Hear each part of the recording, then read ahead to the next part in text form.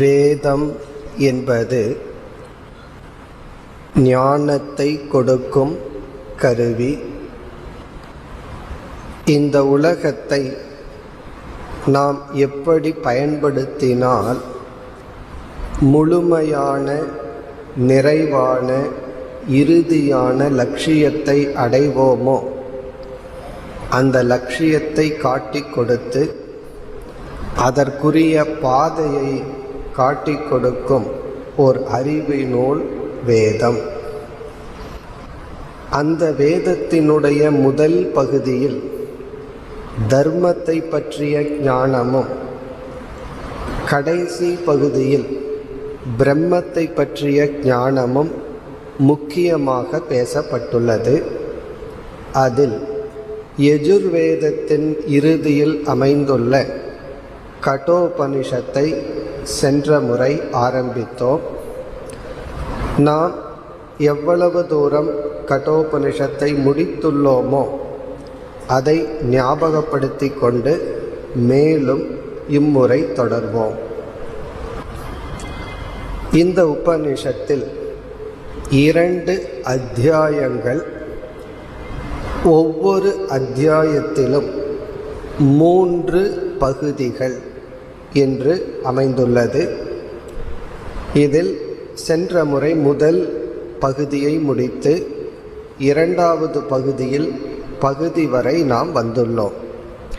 அதுவரை இப்பொழுது நாம் சுருக்கமாக ஞாபகப்படுத்தி கொண்டு மேலும் தொடரலாம். இந்த உபனிஷத் ஒரு கதையுடன் துவங்கியது. உபனிஷத் கதை சொல்வதினுடைய நோக்கம் குரு சிஷ்யனை அறிமுகப்படுத்துவதற்காக. கதையில் நாம் பார்த்தால் ஆசிரியருடைய அறிமுகம், மாணவனுடைய அறிமுகம் வரும்.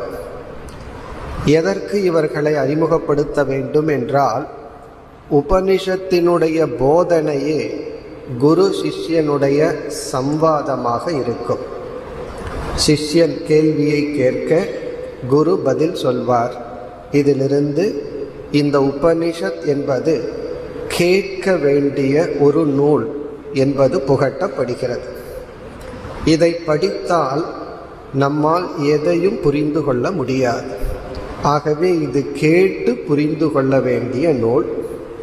அத்துடன் சிஷ்யனுடைய லட்சணம், சிஷ்யனுடைய தகுதிகளெல்லாம் கதையில் கூறப்படும். குறிப்பாக இந்த உபனிஷத்தில் அதை நாம் பார்க்கின்றோம். பிறகு குருவினுடைய இலக்கணத்தையும் நாம் பார்க்கின்றோம். எப்படிப்பட்ட குருவை நாட வேண்டும், எப்படிப்பட்டவனாக நாட வேண்டும், இதெல்லாம் கதையில் நமக்கு கிடைக்கின்றது. இப்பொழுது இங்கு என்ன கதை, அது நம்ம பார்த்தது தான். நச்சிகேதன் என்ற ஒரு இளைஞன், அவருடைய தந்தை ஒரு யாகத்தை மேற்கொள்கின்றார். அந்த யாகத்தினுடைய நியதி தன்னிடம் இருக்கின்ற அனைத்து பொருள்களையும் தானமாக யாகத்தின் இறுதியில் கொடுக்க வேண்டும். ஒரு கால் அந்த யாகத்தை முடித்து அவர் வானப்பிரஸ்த ஆசிரமம் செல்வாரோ என்னமோ, அப்படிப்பட்ட யாகம் அது. இவர் என்ன செய்து விட்டார் தந்தை, அந்த யாகத்தில் பயன்படாத பொருள்களை தானமாக கொடுப்பதை நச்சிகேதன் பார்க்கின்றான். அவர் கொடுக்கின்ற பசுக்கள் பயன்படாத பசுக்கள். இதிலிருந்து நாம் 2 விதத்தில் நச்சிகேதனுடைய தந்தையை பார்க்கலாம். ஒன்று, அவர் சுயநலமாக நல்ல பொருளை வைத்துக்கொண்டு தேவையற்ற பொருளை தானம் செய்கின்றார் என்று எடுத்துக்கொள்ளலாம். அல்லது இவர் ஏற்கனவே நல்ல பொருள்களையெல்லாம் தானம் செய்துவிட்டார், இறுதியில் இருப்பதை கொடுத்து கொண்டிருக்கின்றார் என்றும் நாம் பார்க்கலாம். அப்பொழுது நச்சிகேதனுடைய மனதில் ஒரு வேதனை ஏற்படுகின்றது. அதை உபனிஷத் ஸ்ரத்தா என்ற சொல்லில் அழைக்கின்றது. நம்முடைய தந்தை யாகத்தில் பயனில்லாத பொருள்களை கொடுக்கின்றார். அப்படி கொடுப்பதால் அவருக்கும் நமக்கும் நன்மை வராது என்று தந்தையிடம் சென்று என்னை யாருக்கு கொடுக்கின்றீர்கள் என்று 3 முறை கேட்கின்றான். கோபமடைந்த தந்தை, உன்னை நான் யமனுக்கு கொடுக்கின்றேன் என்று கூறி விடுகின்றார். உடனே நச்சிகேதன் யமலோகத்திற்கு செல்ல தயாராகின்றான். பிறகு தந்தை அதை மறுத்து, நான் கோபத்தில் கூறிவிட்டேன், அதை பொருட்படுத்தாதே என்று கூற, நச்சிகேதன் வாய்மை மிக முக்கியம் என்று உண்மையின் மகத்துவத்தை கூறி அவன் யமலோகத்திற்கு செல்கின்றான். இதை நாம் ஒரு கதையாகத்தான் எடுத்துக்கொள்ள வேண்டும். யமலோகத்திற்கு இதே உடலில் சென்றானா வேறு உடலில் சென்றானா அந்த ஆராய்ச்சியெல்லாம் நமக்கு அவசியம் இல்லை. இந்த கதை நமக்கு முக்கியமல்ல, கதையில் கொடுக்கப்படுகின்ற கருத்து தான் நமக்கு முக்கியம். பிறகு யமலோகத்தில் சென்று 3 நாட்கள் யமதர்மராஜாவுக்காக காத்திருந்து யமதர்மராஜாவை சந்திக்கின்றான். யமதர்மராஜா நச்சிகேதனுக்கு 3 வரங்களை கொடுக்கின்றார். நீ 3 நாள் பொறுமையாக இருந்த காரணத்தினால் அந்த பொறுமைக்காக 3 வரங்கள்.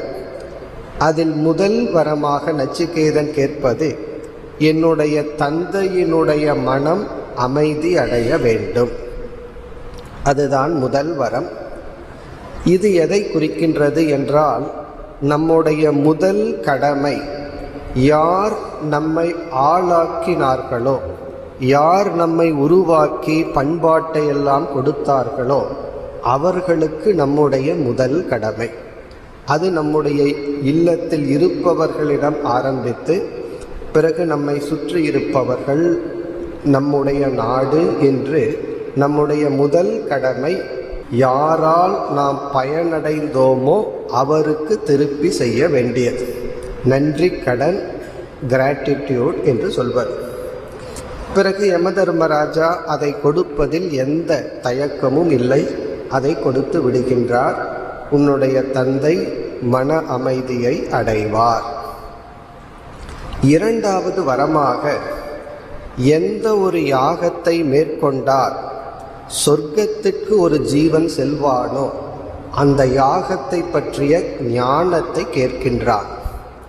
இதுவும் நச்சிகேதன் தனக்காக கேட்கவில்லை, சமுதாயத்திற்காக கேட்கின்றான். பலருக்கு இன்பத்தை அனுபவிக்க வேண்டும் என்கின்ற ஆசை, வாசனை மிக உறுதியாக இருக்கும். அவர்களிடம் சென்று இந்த போகப் பொருள்களினுடைய நிலையாமையை பற்றி பேசினாலும் அவர்களுடைய பலமான வாசனை ஏற்றுக்கொள்ளாது. அப்படி இருப்பவர்களுக்கு சாஸ்திரம் என்ன சொல்கிறது என்றால், நீ இன்பத்தை அனுபவிக்க வேண்டும் என்றால் அதை அனுபவிக்கலாம், ஒரே ஒரு நிபந்தனை, தர்மத்தின் மூலம். தர்மத்தை காம்ப்ரமைஸ் பண்ணி போகத்துக்குள் செல்லாதே, தர்மத்தின் மூலம் நீ எந்த இன்பத்தை எப்படி வேண்டுமானாலும் அனுபவிக்கலாம். சிலருக்கு இகலோக இன்பம் போதாது என்று வேறு லோகத்துக்கு சென்று இதைவிட அதிக இன்பத்தை துய்க்க வேண்டும் என்ற ஆசை இருந்தால் அவர்களுக்கு நச்சிகேதன் அந்த சொர்க்கத்திற்கு செல்லும் யாகத்தை பற்றிய ஞானத்தை கேட்கின்றான்.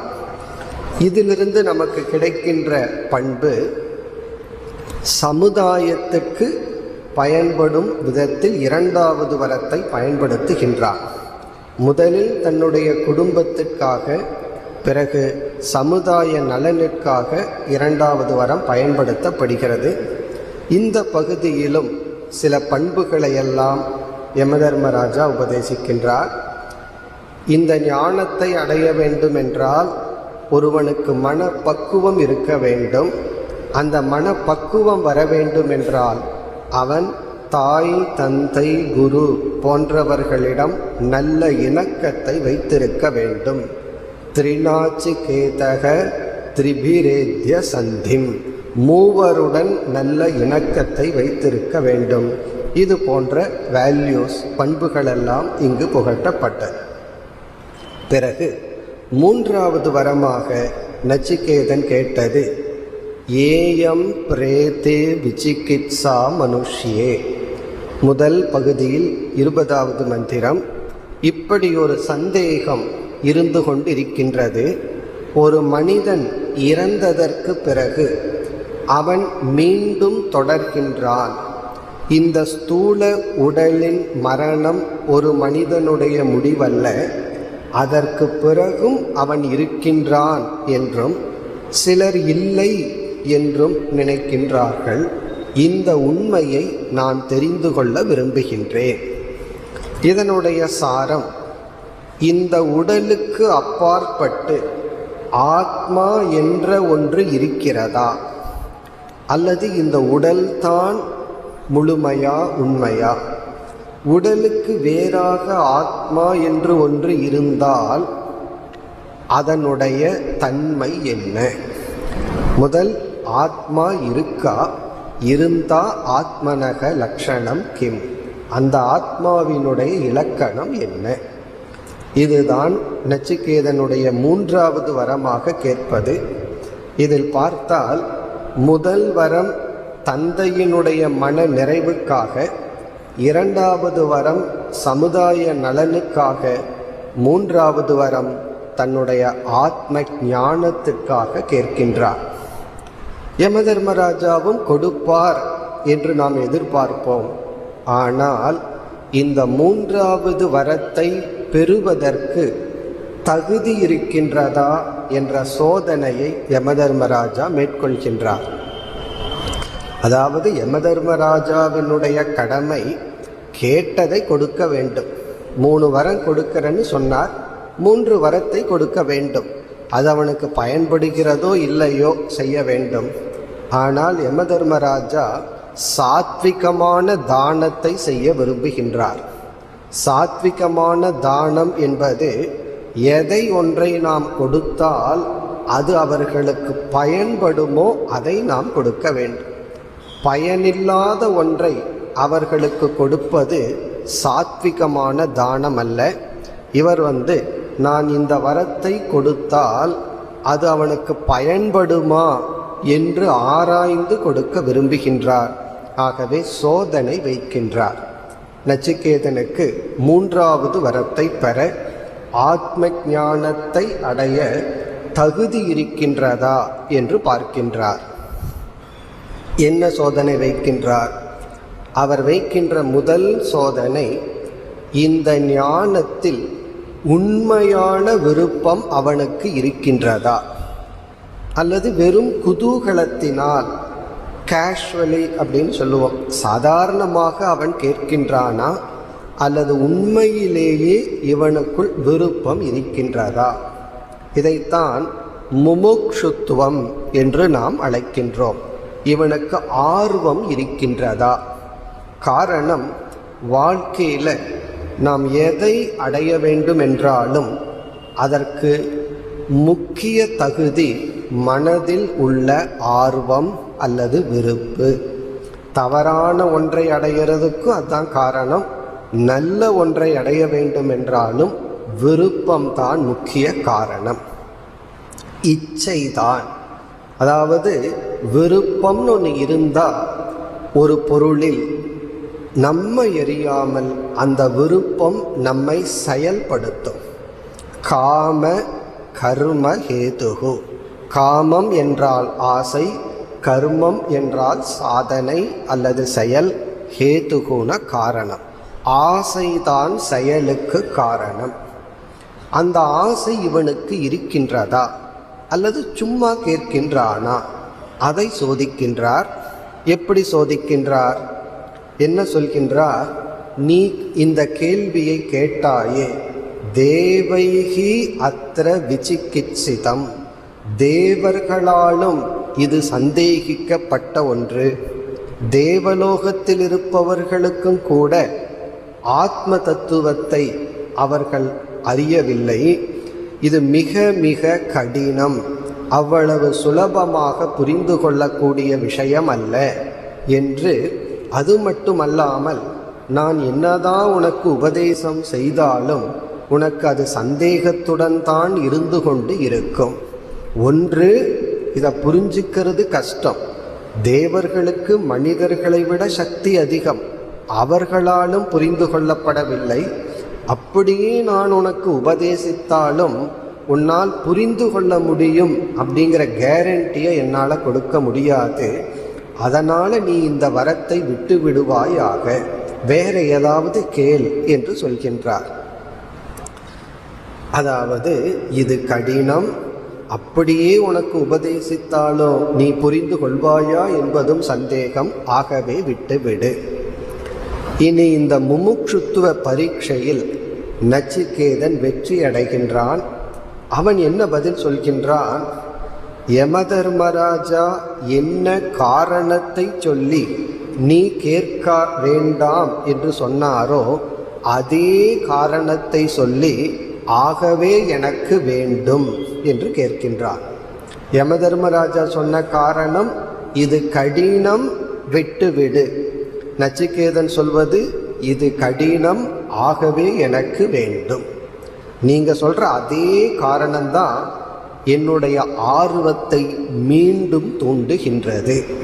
பிறகு நச்சிகேதன் சொல்லுவான், நீங்க இதை எளிமையா கொடுத்திருந்தால் நானும் ரொம்ப கேஷுவலா எடுத்திருப்பேன். இதற்கு இவ்வளவு பரீட்சை வைக்கும் பொழுது இப்பொழுது எனக்கு இந்த ஞானத்தில் மீண்டும் ஸ்ரத்தை அதிகரித்து விட்டது என்று அவன் கூறுகின்றான்.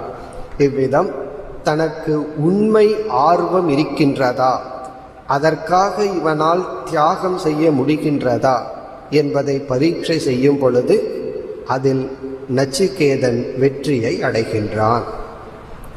இது ஒரு பரீட்சை. பிறகு இரண்டாவது பரீட்சை, இவனுக்கு வைராக்கியம் இருக்கின்றதா என்பது இரண்டாவது பரீட்சை. அதை எப்படி கூறுகின்றார்? நீ உனக்கு ஆர்வம் இருக்கட்டும், ஆனால் இந்த வரத்துக்கு பதிலாக நான் வேறு வரங்கள் கொடுக்கின்றேன். அது ஒரு லிஸ்டே சொல்றார். என்ன சொல்கின்றார்? இகலோகத்தில் உனக்கு எவ்வளவு பொருள் வேண்டுமோ அனைத்தையும் நான் தருகின்றேன். பிறகு உறவுகள் என்று இகலோக ஐஸ்வர்யம், இந்த உலகத்தில் என்னென்னலாம் நீ வேணும்னு கேட்கிறையோ தருகின்றேன். பிறகு அதற்கும் நச்சிகேதன் அசைவதாக தெரியவில்லை. பிறகு என்ன சொல்கின்றார்? சொர்க்கலோகம். சொர்க்கலோகம்ங்கிறது இகலோகத்தை விட அதிக இன்பத்தை கொடுக்கின்ற பொருள்களெல்லாம் அங்கு இருக்கின்றது. அந்த பொருள்களையும் நான் உனக்கு தருகின்றேன். நீ எப்படியெல்லாம் இன்பத்தை துய்க்க விரும்புகின்றாயோ அப்படியெல்லாம் துகிக்கலாம். நான் இருக்கும் வரை உனக்கு மரணம் இல்லை என்றெல்லாம் இகலோக பரலோக இன்பத்தை கொடுக்கின்ற பொருள்கள் அனைத்தையும் உன் விருப்பப்படி நீ தேர்ந்தெடுக்கலாம் என்று சொல்கின்றார். நச்சிகேதனுக்கு இது ஒரு வைராக்கிய பரீட்சை. இதிலிருந்து அவன் என்ன மனதில் நினைக்கின்றான்? இந்த ஞானத்தை கேட்காமல் இகலோக பரலோக சுகம், பரலோகம்னா சொர்க்கலோகம், இகலோகம்னா இப்பொழுது வாழ்கின்ற உலகம், இதில் அனைத்து பொருள்களையும் தருகின்றேன், ஆனால் இந்த ஞானத்தை கேட்காதே என்று சொல்வதிலிருந்து மீண்டும் நச்சிகேதனுக்கு ஞானத்தினுடைய மகத்துவம் தான் தெரிகின்றதே தவிர இகலோக பரலோக சுகம் அவன் கண்முன் வரவில்லை. பிறகு என்ன பதில் சொல்கின்றான்? எனக்கு எதுவும் வேண்டாம், எனக்கு இந்த ஞானம் மட்டும் வேண்டும் என்று வைராக்கிய பரீட்சையிலும் வெற்றியை அடைகின்றான். இப்போ வைராக்கிய பரீட்சையில் எப்படி வெற்றி அடைகின்றான்? நீங்கள் கொடுக்கின்ற எந்த போகப் பொருளும் எனக்கு வேண்டாம். ஒரு கால் நச்சிகேதன் நீங்கள் கொடுப்பதாக கூறிய இசைக்கருவிகள், தேவலோக பெண்கள் எதுவுமே எனக்கு வேண்டாம் என்று சொன்னால், இவன் சிறு பையன் இந்த பொருள்களினால் கிடைக்கின்ற இன்பத்தை அறியாத காரணத்தினால் கூறுகின்றான் என்று யமதர்மராஜா நினைக்கக்கூடும். ஆகவே நச்சிகேதன் என்ன சொல்கின்றான்? எனக்கு ஏன் இவை வேண்டாம் என்றும் அவன் கூறுகின்றான். ஒன்று வேண்டான்னு நான் சொல்வதற்கு என்ன காரணம்? இதிலிருந்து நச்சிகேதன் தன்னுடைய வைராக்கியம் விவேகத்திலிருந்து வந்தது என்று காட்டுகின்றான். சில சமயங்களில் ஒரு போகப் பொருள் வேண்டான்னு சொல்லுவோம். எப்பொழுதுனா அதை அந்த நேரத்தில் அனுபவித்து இந்திரியங்களெல்லாம் வலு இழந்திருக்கும். ஒருவர் லட்டை கொடுக்கிறார், நம்ம வேண்டான்னு சொல்கிறோம். காரணம் என்னன்னா, அதுக்கு முன்னாடி அவர் 8 லட்டு சாப்பிட்ருக்கார். அப்போ வேண்டான்னு தானே சொல்லுவார். காரணம் என்ன? அந்த நேரத்தில் இந்திரியம் பலகீனத்தை அடைந்து விட்டது. பிறகு கொஞ்சம் காலத்தை கொடுத்து மீண்டும் எடுத்துக்கொள்வார். அப்படி நச்சிகேதன் இந்திரிய பலகீனத்தினாலேயோ அல்லது அது கொடுக்கின்ற பொருளினுடைய இன்பத்தை தெரியாத காரணத்தினாலேயோ நிராகரிக்கலாம். அப்படியல்ல, நீங்கள் கொடுக்கின்ற போக பொருள்களினுடைய மறுபக்கத்தை நான் உணர்வேன் என்று தன்னுடைய வைராகியத்திற்கான காரணத்தை மிக அழகாக நச்சிகேதன் கூறுகின்றான். இதெல்லாம் தான் நமக்கு கதையிலிருந்து கிடைக்கின்ற பண்புகள் அல்லது வேல்யூஸ். ஸ்வோபாவோ மர்த்தியஸ்ய யதந்த கைதது. நச்சிகேதன் சொல்கின்ற அழகான சொல் ஸ்வோபாவக. நீங்கள் என்னென்ன போக பொருள்களை எல்லாம் எனக்கு கொடுப்பதாக கூறுகிறீர்களோ அனைத்தும் நாளை அப்படியே இருக்குமா இருக்காதா என்கின்ற தன்மைக்கு உட்பட்டது. இன்னைக்கு இருக்கிற மாதிரி அது நாளைக்கு இருக்காது. அது மிக மிக நிலையற்ற அனித்தியமானது. இப்போ நீங்கள் கொடுக்கிறீர்கள், அது அப்படியே நாளைக்கும் இருக்காது.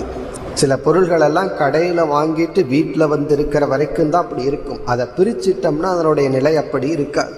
அப்படி அந்த ப்ரெசன்டேஷன் நல்லா இருக்கே தவிர உள்ள ஸ்டஃப் கிடையாதுன்னு சொல்கிறார். இது நாளைக்கு அதே போல் இருக்காது. அது மட்டுமல்ல, ஜரயந்தி தேஜக.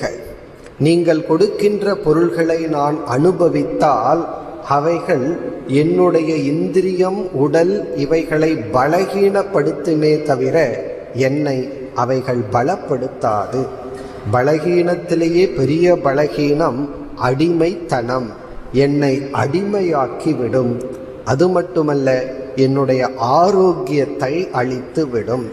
உடல் ஆரோக்கியம், இந்திரியத்தின் ஆரோக்கியம், மனம், புத்தி அனைத்தினுடைய ஆரோக்கியத்தை அழித்து விடும். பிறகு இவைகளெல்லாம் அல்பம் என்று கூறுகின்றான். அதைவிட இனியொரு கருத்தையும் கூறுகின்றான். ந வித்தேன தர்ப்பணியோ மனுஷ்யக. ஒரு மனிதன் பணத்தினால் மட்டும் முழு நிறைவை அடைந்துவிட முடியாது. தர்ப்பணம்னா மகிழ்ச்சி, திருப்தி. வித்தேன பொருளினால், வெறும் பொருளை அடைவதனால் மட்டும் ஒரு மனிதன் நிறைவை அடைந்துவிட முடியாது. ஆகவே நீங்கள் கொடுக்கின்ற எந்த பொருளும் எனக்கு வேண்டாம். அந்த பொருள்களை நீங்களே வைத்து கொள்ளுங்கள். எனக்கு இந்த ஞானம்தான் தேவை. பிறகு எப்படி நிறைவு செய்கின்றான்? நீங்கள் கேட்டவுடன் கொடுத்திருந்தால் நான் இந்த ஞானத்தின் மகத்துவத்தை தெரியாமல் கேட்டிருப்பேன்.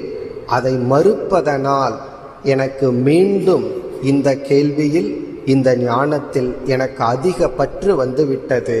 ஆகவே நச்சிகேதன் வேறு எதையும் தேர்ந்தெடுக்க மாட்டான். இந்த ஞானம்தான் எனக்கு வேண்டும். இத்துடன் முதல் பகுதி நிறைவடைகின்றது. இதில் பார்த்தோம்னா 2 அத்தியாயங்கள். ஒவ்வொரு அத்தியாயத்திலையும் 3 செக்ஷன். அதில் முதல் செக்ஷன் இத்துடன் நிறைவு பெறுகின்றது. எப்படி நச்சிகேதன் நிறைவு செய்கின்றான்? நீங்கள் எதை கொடுத்தாலும் அது இந்த ஞானத்திற்கு நிகராகாது. எனக்கு இந்த ஞானம்தான் தேவை. யமதர்மராஜாவும் நச்சிகேதன் தகுதியை உடையவன் என்று உணர்ந்து கொள்கின்றார். பிறகு அடுத்த பகுதி 2வது செக்ஷன், முதல் அத்தியாயத்தில் 2வது பகுதி. அதில் முதல் 4 மந்திரத்தில் நச்சிகேதனுடைய விவேக வைராகியத்தை புகழ்கின்றார். வாழ்க்கையில் நமக்கு 2 லட்சியங்கள் இருக்கின்றது என்று அறிமுகப்படுத்துகின்றார். ஒன்று ஸ்ரேயஸ், இனி ஒன்று பிரேயஸ். யமதர்மராஜாவினுடைய உபதேசம் இவ்விதம் துவங்குகின்றது. இதுவரை இவர் ஆத்ம ஞானத்தை பற்றி பேசவில்லை. இந்த உபனிஷத்தினுடைய ஃபர்ஸ்ட் செக்ஷன், முதல் பகுதியில் கதை முடிவடைகின்றது, கேள்வி முடிவடைகிறது. கேள்விக்குரிய சோதனை, தகுதி இவைகளெல்லாம் கூறப்பட்டு யமதர்மராஜாவினுடைய உபதேசம் 2வது செக்ஷன் முதல் மந்திரத்தில் அந்யத் ஸ்ரேயக அந்யத் உத பிரேயக என்று ஸ்ரேயஸ் பிரேயஸ் என்ற சொல்லுடன் ஆரம்பம் ஆகின்றது. இதுவும் நம்ம பார்த்திருக்கிறோம். பிரேயஸ் என்ற சொல்லுக்கு இன்பம் என்றும், ஸ்ரேயஸ் என்ற சொல்லுக்கு நன்மை என்பதும் பொருள். என்ன சொல்கின்றார்? நம்முடைய வாழ்க்கையில் ஒவ்வொரு ஸ்டெப், ஒவ்வொரு படியிலும் இன்பம் நன்மை என்ற ஒரு சாய்ஸ், தேர்ந்தெடுக்கும் வாய்ப்பு உள்ளது. நாம் நன்மையை தேர்ந்தெடுக்கலாம், இன்பத்தை தேர்ந்தெடுக்கலாம்.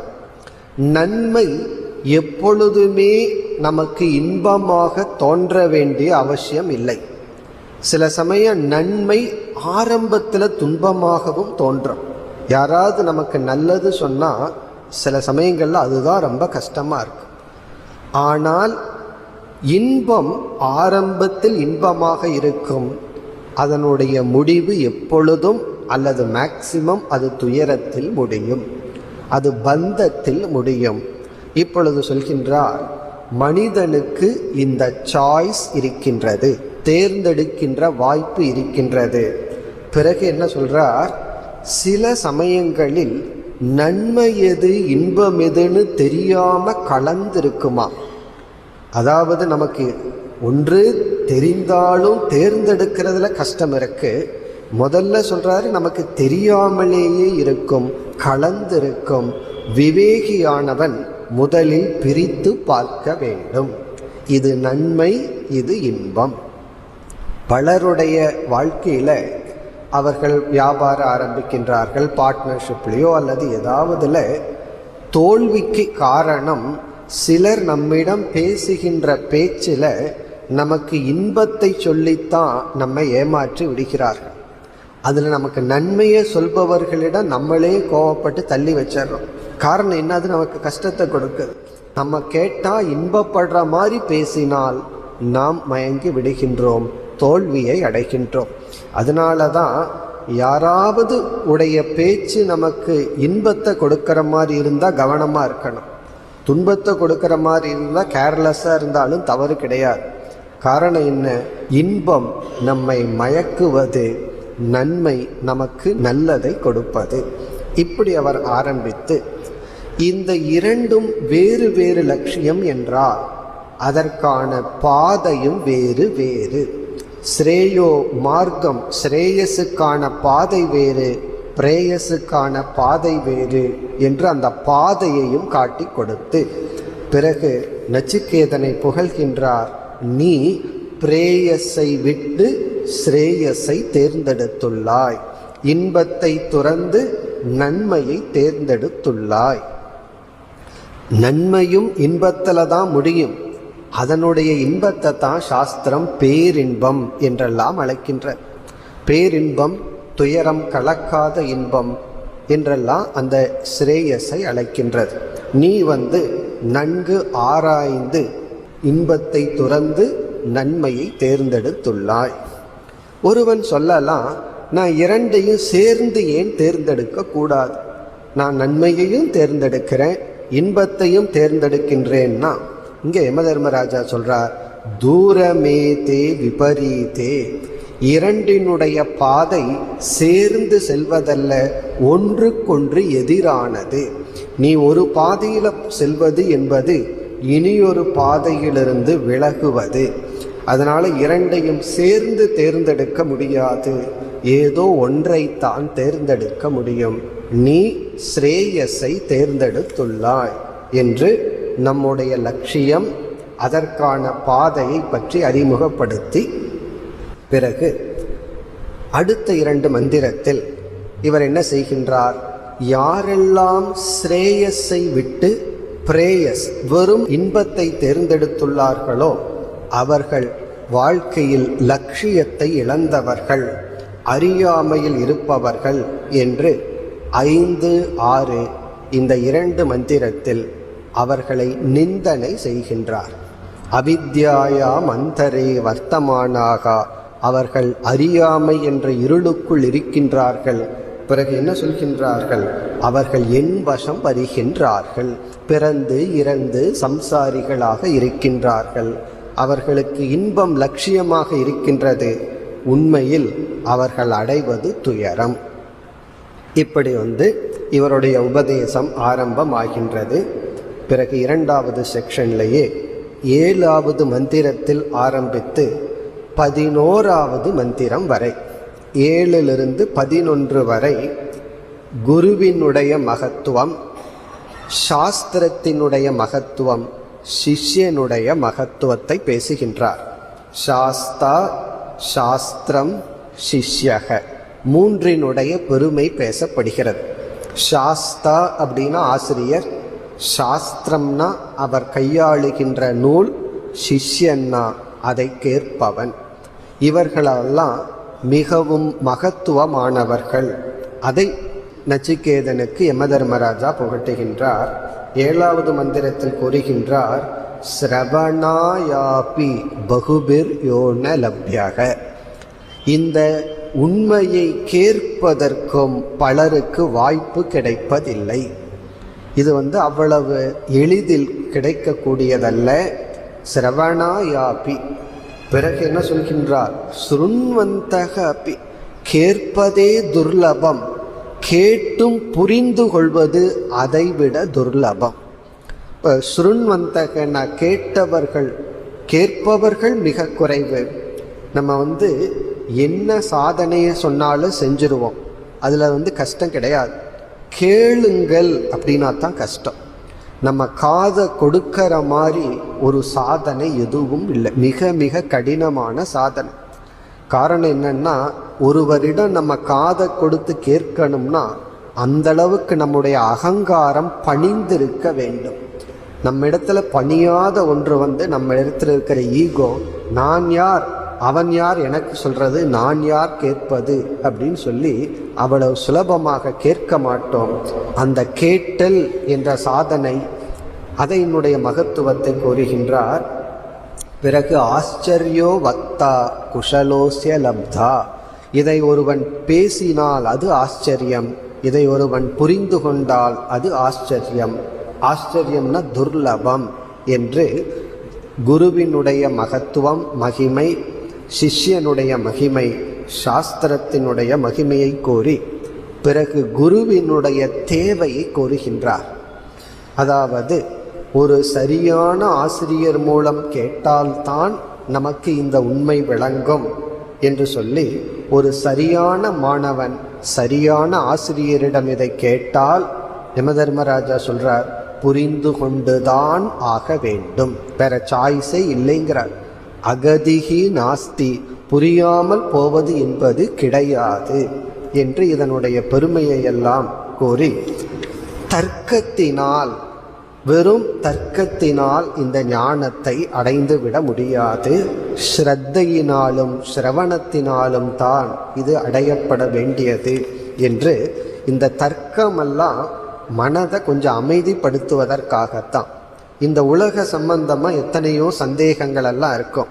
அந்த சந்தேகத்தை ஓரளவுக்குத்தான் தர்க்க ரீதியாக பதில் சொல்ல முடியும். இறுதியில் பார்த்தோம் அப்படின்னா இந்த உலகம் தர்க்கத்திற்கு அப்பாற்பட்டது, விவஸ்தையற்றது, அனிர்வச்சனீயம். அதனால் தர்க்கத்தை கொண்டு அந்த பிரம்மத்தை புரிந்து கொள்ள முடியாது என்ற கருத்தெல்லாம் சொல்லி 10வது மந்திரத்தில் என்ன சொல்கின்றார், நான் மனிதனாக இருக்கும் பொழுது, பூலோகத்தில் மனிதனாக இருக்கும் பொழுது, சொர்க்கத்திற்கு சென்று யம பதவியை அடைகின்ற யாகத்தை செய்து இந்த அநித்தியமான பதவியை அடைந்தேன். பிறகு யமலோகத்தில் தான் நான் ஞானத்தை பெற்றேன். ஆனால் நீ பூலோகத்திலேயே வைராக்கியத்தை அடைந்து ஞானத்தை பெற்றுள்ளாய் என்று நீ என்னை விட மேலானவன் என்று கூறுகின்றார். இப்படி ஒரு குரு கூற வேண்டும் என்றால் அவர் உண்மையில் மேலானவர் தான் என்று நச்சிகேதனை, நான் கூட சொர்க்கலோகத்திற்கு வருவதற்கு முன் இந்த ஞானத்திற்கான தகுதியை அடையவில்லை என்று நச்சிகேதனை மேலும் புகழ்கின்றார். பிறகு 12வது மந்திரத்தில் ஆத்ம ஞானத்தை கொடுக்க ஆத்மாவினுடைய தன்மையை கோரி நீ கேட்கின்ற ஆத்மா இப்படிப்பட்டது என்று சுருக்கமாக கூறி, இதை அடைபவன் ஹர்ஷசோகௌ ஜகாதி, சுகதுக்கத்தை கடந்து மோட்சத்தை அடைகின்றான் என்று கூறி 13வது மந்திரத்தில் ஸ்ரவணம் மனனம் நிதித்தியாசனம் என்கின்ற சாதனையை குறிப்பிடுகின்றார். ஏதத் ஸ்ருத்வா, இந்த சாஸ்திரத்தை கேட்டு நன்கு மனனம் செய்து ஒருவன் மோததே மோதனீயம் ஹி லப்துவா, அடைய வேண்டியதை அடைந்து பிறகு என்ன சொல்கின்றார்? நச்சிகேதா, உனக்கு மோட்சத்தின் வாயில் திறந்துள்ளது என்று கூறி நிறுத்துகின்றார். இதுவரை நம்ம சென்ற முறை பார்த்துள்ளோம். முதலாவது பகுதியை நிறைவு செய்து 2வது பகுதியில் 13வது மந்திரம் வரை நம்ம பார்த்துள்ளோம். இனி நம்ம மேலும் இப்பொழுது தொடர வேண்டும். இதுவரை நம்ம பார்த்தோம்னா முதல் பகுதியில் குரு சிஷ்யனுடைய அறிமுகம், சிஷ்யனுடைய லட்சணம், முமுட்சுத்துவம், வைராகியம் தேவை என்பது, பிறகு நமக்கு ஸ்ரேயஸ் பிரேயஸ் என்கின்ற 2 லட்சியம், அதற்கான பாதை, நம்ம பிரேயஸை தியாகம் செய்து இன்பத்தை தியாகம் செய்துதான் நன்மையை எடுத்துக்கொள்ள வேண்டும். குரு, சாஸ்திரம், சிஷ்யன் இவர்களுடைய மகத்துவம் இதெல்லாம் தான் நம்ம பார்த்தோம். ஆனால் நச்சிகேதன் கேட்ட கேள்விக்கு இதுவரை யமதர்மராஜா நேரடியான பதில் சொல்லவில்லை. அவனுடைய கேள்வி குருவினுடைய பெருமையை சொல்லுங்க, சாஸ்திரத்தினுடைய பெருமையை சொல்லுங்கன்னு கேட்கல. ஆத்மஸ்வரூபத்தை எனக்கு உபதேசியுங்கள்னு கேட்டான். ஆனால் இந்த 13வது மந்திரம் வரை யமதர்மராஜா 3வது வரத்திற்கான பதிலை கூறவில்லை. முதல் பகுதியில் சோதனை செய்தார். 2வது செக்ஷன்ல ஆத்ம ஞானத்தை தவிர்த்து இது போன்ற இப்ப நம்ம பார்த்த கருத்தை பேசினார். ஆகவே 14வது மந்திரம் இன்று முதல் நாம் பார்க்க வேண்டியது. இதில் நச்சிகேதன் மீண்டும் கேள்வியை கேட்கின்றான். மீண்டும் 3வது வரத்தை யமதர்மராஜாவுக்கு ஞாபகப்படுத்துகின்றான். அதைத்தான் நாம் இப்பொழுது பார்க்க வேண்டும். இந்த 14வது மந்திரம் மீண்டும் நச்சிகேதனுடைய கேள்வி. முதல்ல அவனுடைய கேள்வி ஒரு வேகா இருக்கிற மாதிரி இருந்தது. ஏயம் பிரேதே, இந்த உடல் இறந்ததற்கு பிறகு ஆத்மா அஸ்தி என்று சிலரும் நாஸ்தி என்று இருக்கிறது இல்லை என்றெல்லாம் கூறுகிறார்னு சொன்ன நச்சிகேதன் இவ்வளவு தூரம் யமதர்மராஜா பேசியதற்கு பிறகு தன்னுடைய கேள்வியையே மிக அழகாக அவன் கொடுக்கின்றான். சில சமயங்களில் நமக்கு கேள்வியே கேட்க தெரியாது. கேள்வியோ ஏதோ தலைகீழாக கேட்டுட்ருப்போம். இப்போ நச்சிகேதன் மிக அழகாக ஒரு கேள்வியை கேட்கின்றான். என்ன கேள்வி?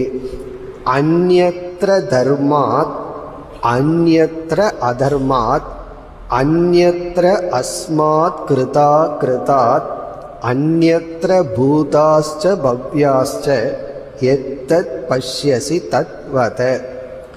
இது முதல் அத்தியாயம் 2வது செக்ஷன் 14வது மந்திரம். இதில் மீண்டும் நச்சிகேதனுடைய கேள்வி. இந்த கேள்வியினுடைய சாரம், இருமையை கடந்த தத்துவம் எது? இருமைக்கு அப்பாற்பட்டுள்ள தத்துவம் எது? அதை எனக்கு உபதேசம் செய்யுங்கள். இதுதான் கேள்வி. அந்த இருமைக்கு சில உதாகரணங்களை நச்சிகேதன் கூறுகின்றான், சில உவமையை கூறுகின்றான். அந்யத்ர தர்மா, தர்மத்தை கடந்திருப்பது. அந்யத்ர அதர்மாத், அதர்மத்திற்கும் வேறாக இருப்பது என்ன? தர்மத்திற்கும் அதர்மத்திற்கும் அப்பாற்பட்டு இருக்கின்ற தத்துவம் என்ன? அதுதான் கேள்வி. இங்க சங்கரர் தன்னுடைய விளக்கத்தில் கூறும் பொழுது, தர்மம் என்றால் தர்மத்தை உற்பத்தி செய்கின்ற கர்மம். இங்க தர்மம் அப்படிங்கிறதுக்கு ஒரு பொருள் புண்ணியம். இப்போ தர்மத்திற்கு வேறானது என்றால் புண்ணியத்தை கொடுக்கின்ற செயலுக்கு அப்பாற்பட்டது. அப்படி என்றால் புண்ணியத்திற்கும் அப்பாற்பட்டது. புண்ணியத்தினுடைய பலன் சுகம், அதற்கும் அப்பால் பட்டது. நாம் இந்த உலகத்தில் அனுபவிக்கின்ற இன்பங்கள் எல்லாம் புண்ணியத்தினுடைய பலன், அந்த இன்பத்தையும் கடந்தது. நீங்கள் எனக்கு எத்தனையோ இன்பத்தை கொடுப்பதாக சொல்கிறீர்கள், அந்த இன்பத்தை கடந்தது, அந்த இன்பத்துக்கு காரணமான புண்ணியத்தை கடந்தது, அந்த புண்ணியத்துக்கு காரணமான தர்மத்தையும் கடந்தது. தர்மம்ங்கிற சொல்லுக்கு பண்புன்னு ஒரு அர்த்தம் இருக்கு, அது இங்கு பேசப்படவில்லை. இங்கு தர்மம்னா புண்ணியத்தை கொடுக்கின்ற கர்மங்கள். அதே போல அதர்மம் என்றால் பாபத்திற்கான செயல். அதர்மம் பாப கிரியா, அதனுடைய பலன் பாபம், பிறகு பாபத்தினுடைய விளைவு துயரம். இதற்கு அப்பாற்பட்டது எது? சுருக்கமாக சொன்னால் இன்ப துன்பத்தை கடந்து நிற்பது எது? இன்ப துன்பத்திற்கு சாட்சியாக இருப்பது எது? இன்பத்தையும் துன்பத்தையும் சாட்சியாக பார்ப்பது எது? நம்ம இன்பத்தையும் துன்பத்தையும் அனுபவிச்சுட்டு இருக்கோம். நச்சிகேதனுடைய கேள்வி, எந்த ஒன்று இன்ப துன்பத்தை வேடிக்கை பார்க்கின்றதோ? நம்ம ஒரு சீரியல்ல பார்க்கிறோம், வேடிக்கை பார்க்கிறோம். ஒருவர் அழுகின்றார்கள், ஒருவர் சிரிக்கின்றார்கள். அதில் இன்பமான சீன் வருது, துன்பமான சீன் வருது. பார்க்கறதுக்கு மகிழ்ச்சியாக இருக்கு. மகிழ்ச்சியாக இருக்குன்னா பொழுதுபோகுது விரும்பித்தான் பார்க்குறோம். துன்பமான சூழ்நிலை வரும்போது நம்மளும் சேர்ந்து அழுகிறோம், இன்பமான சூழ்நிலை வரும்பொழுது நம்மளும் சேர்ந்து சந்தோஷப்படுறோம். ஆனால் எப்படின்னா சாட்சியாக. அதே போல இன்ப துன்பம் இந்த உடல் அனுபவிக்கின்றது. இந்த உடலே இன்ப துன்பத்தை அனுபவிக்கும் பொழுது அதற்கு சாட்சியாக ஏதாவது எந்த ஒரு தத்துவம் உள்ளது. பிறகு அடுத்தது அந்யத்ர அஸ்மாத் கிருதா கிருதா. இந்த உலகத்தை நம்ம இரண்டா பிரிக்கிறோம். ஒன்று கிருதம் செய்யப்பட்டது, அதாவது ப்ராடக்ட் உருவாக்கப்பட்டது. இனி ஒன்று இவ்விதம் உருவாக காரணமாக இருப்பது. அதை சுருக்கமாக சொன்னால் மாயை காரணம், மாயையினுடைய வெளிப்பாடு தான் இந்த உலகம். இப்போ இந்த உலகத்தில் 3 குணத்தை பார்க்கிறோம், தமோகுணம், ரஜோகுணம், சத்வகுணம்னு. ஆகவே தான் நம்ம முடிவு பண்ணுறோம் மாயை முக்குணமயமானது. அப்படி கிருத்தம்னா செய்யப்பட்ட இந்த உலகம், அகிருத்தம்னா இதற்கு உபாதானம் மெட்டீரியலாக இருக்கிற மாயை காரணம்.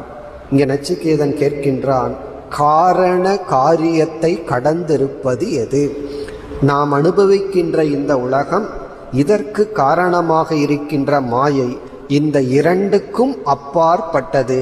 இந்த இரண்டுக்குள் வராத ஒரு தத்துவம் எது? அடுத்தது அந்யஸ்ச பூதாஸ்ச பவ்யாஸ்ச, கடந்தது நிகழ்காலம், காலத்தை கடந்திருப்பது எது?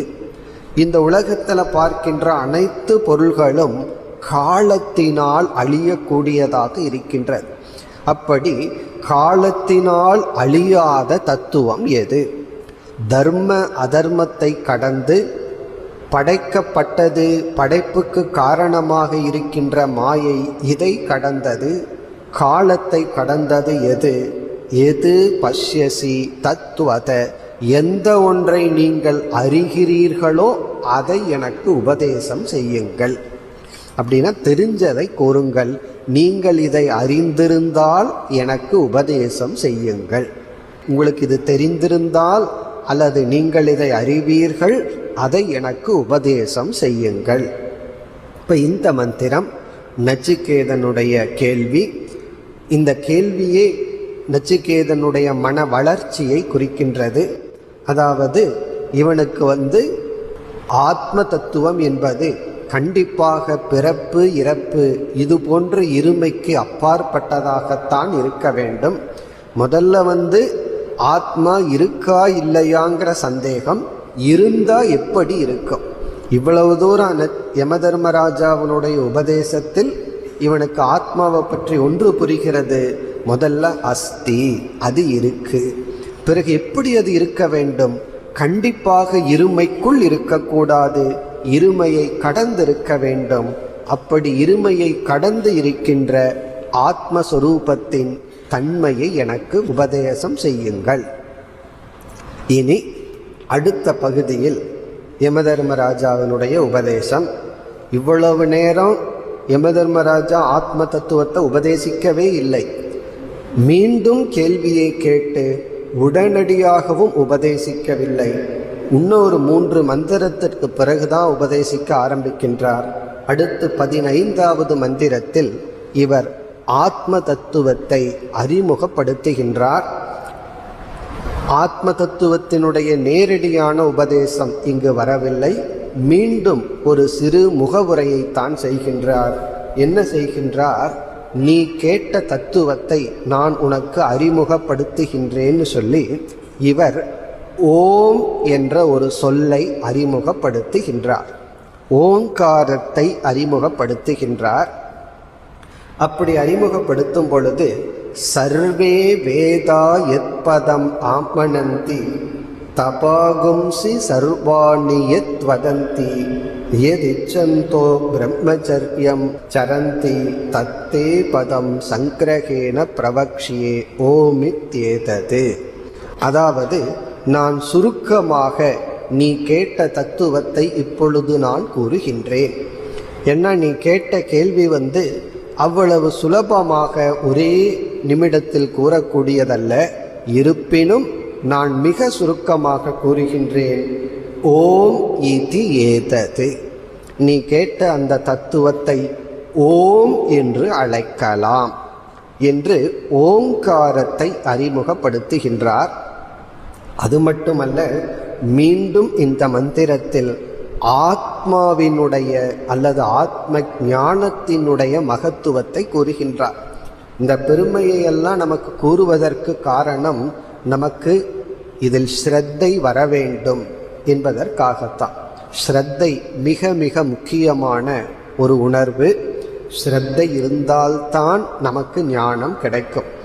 சாஸ்திரம்ங்கிறது அறிவை கொடுக்கும் கருவியாக இருந்தாலும் அது அறிவை கொடுக்கும் கருவியா இல்லையான்னு நிச்சயம் பண்ணுறதே நம்ம தான்.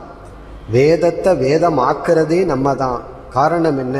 ஸ்ரத்தையுடன் கேட்டால் நமக்கு ஞானம் வரும். ஸ்ரத்தை இல்லாமல் கேட்டால் எவ்வளவு கேட்டாலும் நமக்கு அதனால் பயன் இல்லை. அதை யமதர்மராஜாவே சொல்ல போகின்றார். என்ன சொல்றார்?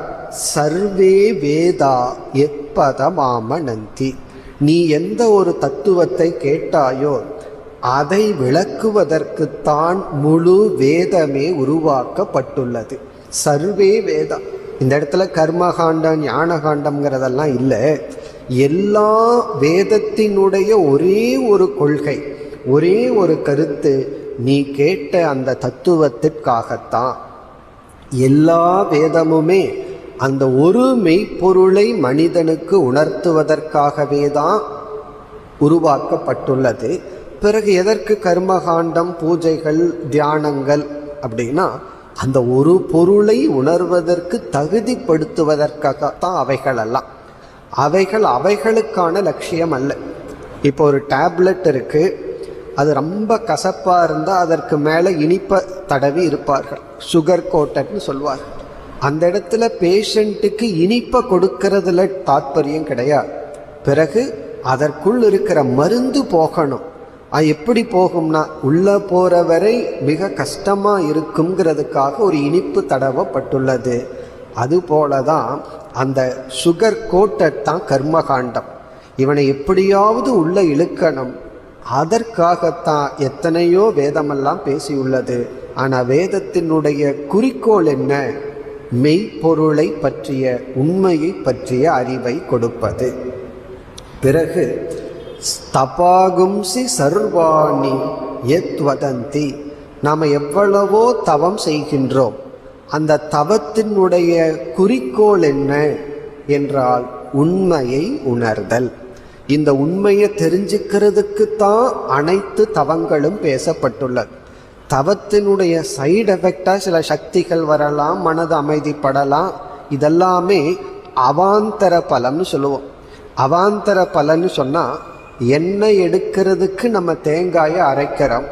அதனோட எண்ணெயை மட்டும் நம்ம எடுக்கிறது இல்லை, அது அவாந்தரமாக அந்த புண்ணாக்குன்னு சொல்கிறது வருது. அதற்காக நம்ம தேங்காயை அரைப்பதில்லை. அதனுடைய முக்கிய பலன் ஆயில், அவாந்தர பலன், அதையும் நம்ம தூக்கி எறியறதில்லை, அதையும் நம்ம பயன்படுத்துகிறோம். அது போலதான் தவத்துக்கு எத்தனையோ பலன், எல்லாத்துக்கும் முக்கிய பலன் மெய்ப்பொருளை பற்றிய ஞானம். பிறகு எது இச்சந்தோ பிரம்மச்சரியம் சரந்தி, எத்தனையோ தவங்கள் பல சாதகர்கள் எந்த ஒரு லட்சியத்திற்காக செய்கின்றார்களோ, நம்முடைய அனைத்து தியாகமும் எதற்காக செய்கின்றோமோ அந்த பதத்தை நான் சுருக்கமாக கூறுகின்றேன். அது ஓம் என்று அறிமுகப்படுத்துகின்றார். பிறகு அடுத்த 2 மந்திரத்தில் 16, 17 இந்த 2 மந்திரத்தின் சாராம்சத்தை பார்ப்போம். இந்த 2 மந்திரத்தில் அந்த ஓம் என்ற சொல்லை விளக்குகின்றார்.